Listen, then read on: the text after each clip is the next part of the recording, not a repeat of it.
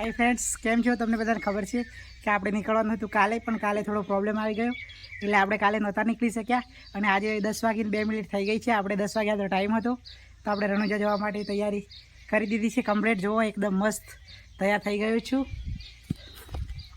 આ જો આપણું ઘર, આ બેગ બી પેક કરી દીધી છે, ચાર્જિંગ, આ ધ્વજ બી આપણે લગાવવાનો છે સાયકલ પર। આ જો આપણું ઘર છે।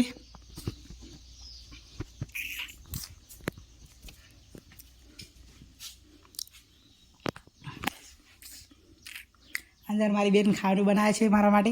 हवे आपणे थोड़ी ज वारमां निकळवानुं छे अने आपणा घरे सायकल नथी आवती केम के मकाई करी दीधी छे आगळ।